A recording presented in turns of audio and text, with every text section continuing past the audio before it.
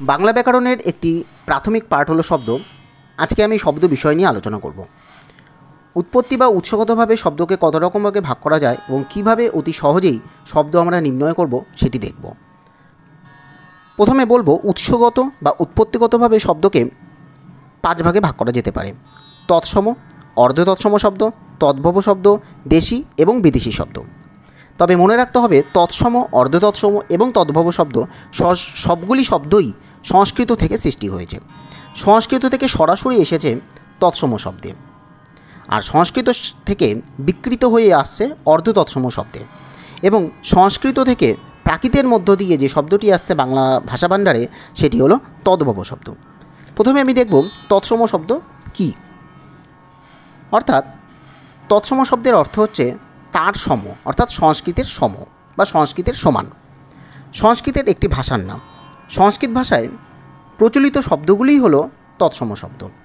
যেটা আমরা জানি বাংলা ভাষা ভাণ্ডারে প্রায় 44% শব্দই হলো তৎসম শব্দ। তবে মনে রাখতে হবে যে সমস্ত শব্দ সংস্কৃত থেকে সরাসরি বাংলা ভাষায় আসে সেগুলি হলো তৎসম শব্দ। যেরকম পিতা, মাতা, শিক্ষক, আচার্য, এই সবগুলি তৎসম শব্দ। কিন্তু কিভাবে আমরা অতি সহজেই তৎসম শব্দ চিনব? মনে রাখতে হবে যে সকল শব্দের মধ্যে রেফ থাকবে, উদাহরণ হিসাবে বলতে পারি যেরকম সূর্য, বর্ণ, স্বর্ণ এবং কর্ণ, এগুলি প্রত্যেকটি শব্দের মধ্যে কিন্তু রেফ রয়েছে। 2 নম্বর, যে সকল শব্দের মধ্যে রিকার থাকবে, যেরকম কৃষক, মৃগ, তৃণ, এই 3টি শব্দের মধ্যেই কিন্তু রিকার আছে, সুতরাং এটি তৎসম শব্দ। আবার মনে রাখতে হবে যে সকল শব্দের মধ্যে বফলা বা জফলা থাকবে, যেরকম ব্যাকরণ, চন্দ্র, ব্যাঘ্র, মৎস্য, এই প্রত্যেকটি শব্দের মধ্যে কিন্তু জফলা আছে।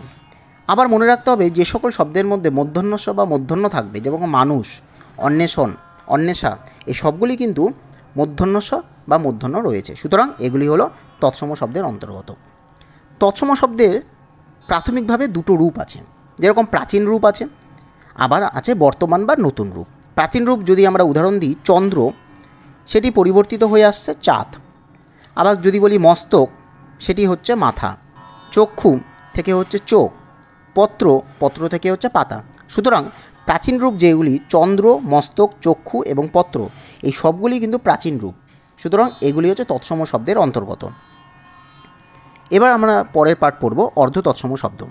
অর্থাৎ অর্ধ যোগ তৎ যোগ সম, মানে হচ্ছে অর্ধেক সংস্কৃতজাত। অর্ধেক সংস্কৃতজাত সেটি হলো অর্ধ তৎসম শব্দ। মনে রাখতে হবে যে সকল শব্দ সংস্কৃত ভাষা থেকে খানিকটা পরিবর্তন হয়ে বাংলা ভাষায় চলে আসে সেগুলি হলো অর্ধ তৎসম শব্দের অন্তর্গত। কিভাবে আমরা সহজে চিনব? মনে রাখতে হবে যেগুলি শব্দের প্রচলন প্রায় নেই, অপ্রচলিত বা অব্যবহৃত শব্দ, সেগুলি হলো অর্ধ তৎসম। যেমন কৃষ্ণ থেকে কেষ্ট পরিবর্তন হয়ে আসছে, উচ্চারণের কারণে কেষ্ট হচ্ছে। চন্দ্র থেকে চন্দর, উচ্চারণের কারণে চন্দর হচ্ছে। প্রদীপ থেকে পিদিম, এটাও উচ্চারণের কারণে পিদিম হচ্ছে। সুতরাং কেষ্ট, চন্দর এবং পিদিম এই সবগুলি কিন্তু অপ্রচলিত বা অব্যবহৃত শব্দ, সেই শব্দগুলি আমরা খুব একটা ব্যবহার করি না, সুতরাং সেগুলি হলো অর্ধ তৎসম শব্দ। এর পরের পাঠ পড়ব আমরা তদ্ভব শব্দ। তদ্ভব অর্থাৎ তৎ মানে সংস্কৃত এবং ভব মানে উৎপন্ন, যার মানে হলো সংস্কৃত থেকে যা উৎপন্ন। সংস্কৃত থেকে যেটি উৎপন্ন সেটি হলো তদ্ভব শব্দ। মনে রাখবে যে সকল শব্দ সংস্কৃত শব্দভাণ্ডার থেকে প্রাকৃতের মধ্য দিয়ে বাংলা ভাষা ভাণ্ডারে প্রবেশ করেছে তাকে তদ্ভব বা প্রাকৃত শব্দ বলা হয়। এই তদ্ভব শব্দকে প্রাকৃতজ শব্দ বলে। কিভাবে আমরা সহজে চিনব? মনে রাখতে হবে প্রাচীন শব্দ মানে সংস্কৃত বা তৎসম শব্দ যদি হয় কৃষ্ণ, তাহলে প্রাকৃতের মধ্য দিয়ে সেটা হচ্ছে কনহ, এবং কনহটা পরিবর্তন হয়ে তদ্ভবে আসছে কানু বা কানাই, সুতরাং কানাই শব্দটি আমরা বেশি ব্যবহার করি।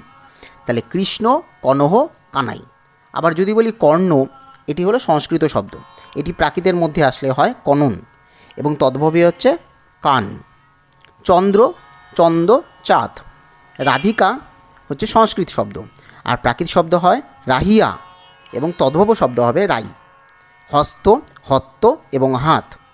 কর্মকার, কর্ম আর এবং কামার, এই কর্মকার হলো প্রাচীন শব্দ বা তৎসম শব্দ, এবং প্রাকৃতের মধ্য দিয়ে চলে আসছে সেটি তখন হচ্ছে কর্ম আর, এবং কানু দুঃখিত, কামার, এই কামারটা হলো তদ্ভব শব্দ। সুতরাং কর্মকার, কর্ম আর এবং কামার, এই কামারটি হলো তদ্ভব শব্দ।